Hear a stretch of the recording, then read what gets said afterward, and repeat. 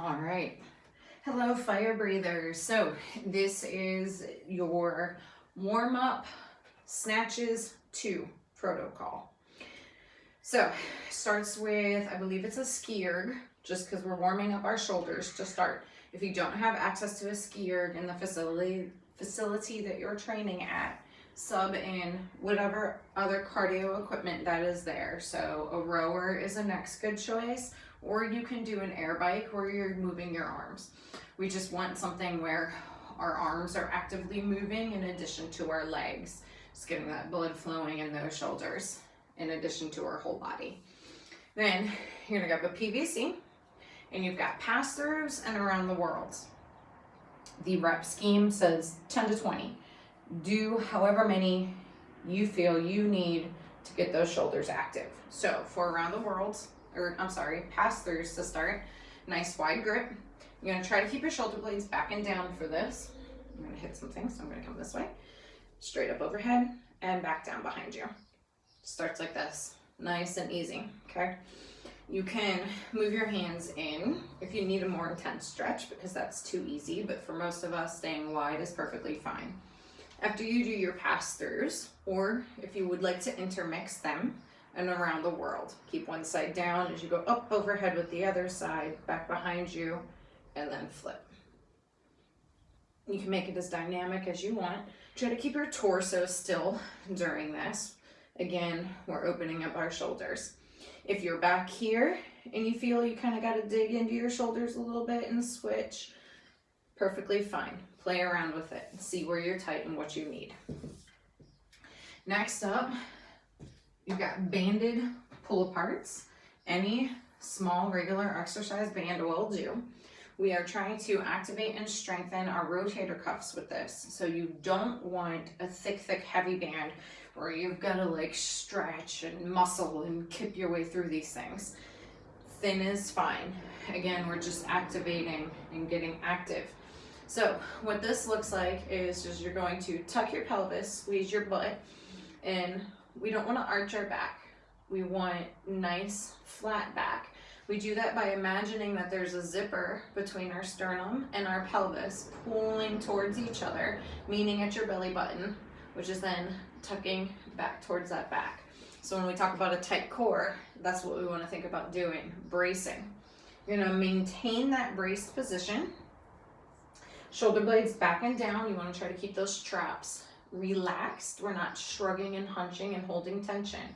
Shoulder blades back and down. We're not going to do anything funky with our head. Our head's nice and neutral, like there's a tennis ball underneath that we're trying to keep there without squishing or letting drop. Our arms go straight out in front of us. Again, just enough tension in the band that we can then squeeze our shoulder blades together and back and pull and back and pull and back. So if we start to do this number, not good. If we start to do this number, not good. Try to keep everything relaxed. All the work is happening right here. Small little range of motion. If you grab the band and you can't come all the way back here again, that's perfectly fine. We just want to feel that upper back and those shoulders warming up. After you do your pull parts, you've got banded rotator pulls. So if you have a loop band, you're going to want to put it, what is on my band? Oh, that's gross. About hips width, or hip height, I'm sorry. And you're gonna walk away, starting with some tension. Keep that elbow close. Your palm is facing forward, and you're gonna rotate in. Again, small range of motion. And then you're gonna flip to the other side, which I'm not gonna do, so my back's not to you. I'm just gonna switch hands. Then you're gonna do it the opposite way, where you're starting with your forearm across your body, a little bit of tension, and pull, and out, okay? Again, it's a small range of motion. If you can't come all the way out this way without pulling more muscles into it, again, that's fine. We're working on those small little rotator muscles. I call for a band just because that is the You can find these at, doesn't matter what kind of facility you're training at. If you have access to something like a crossover symmetry, by all means use that, but this is all you need, okay? So the next one, I am actually unable to fully demonstrate. You're going to have to do a little bit of imagining here. So it's a face down GHD hold with a change plate muscle snatch.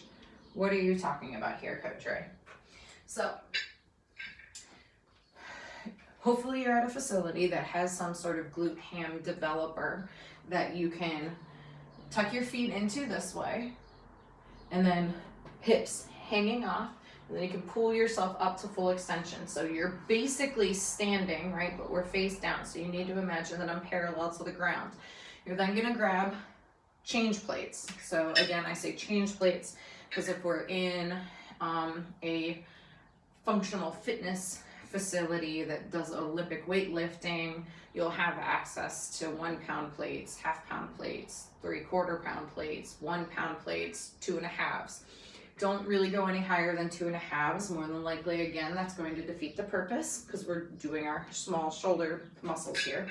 But you're gonna do a muscle snatch while you're face down on that GHD. So you're going to start with those palms facing in. You're going to scarecrow high pull, flip, turn over, and then press, and then reverse the motion. So again, you need to imagine that I'm laying down like this, which actually, I wonder if I could demonstrate that way. No, I think I'll fall over. Right, so if I'm on the GHD like this, out and up. Don't do it standing like that. That was just for purposes. But again, essentially what you're doing is this. Muscle snatch with change plates.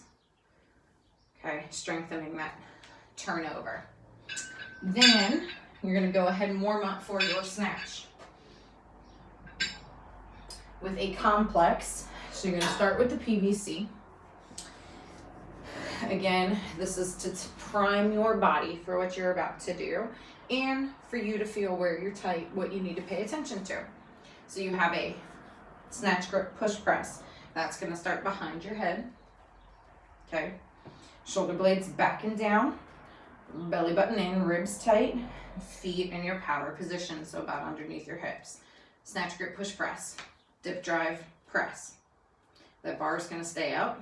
You're gonna lock it in, adjust your feet if you need to. You have an overhead squat, down and up. Then you have a Sotts press. So from here, you're gonna lower back down into your overhead squat, drop that bar, and press, and stand back up.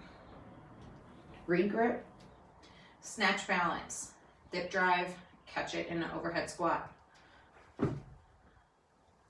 And up, hang snatch in the front, down to your knees. Okay, so at speed, as you're doing this for warm up, and I'll turn to kind of change the angle a little bit, it'll look like this.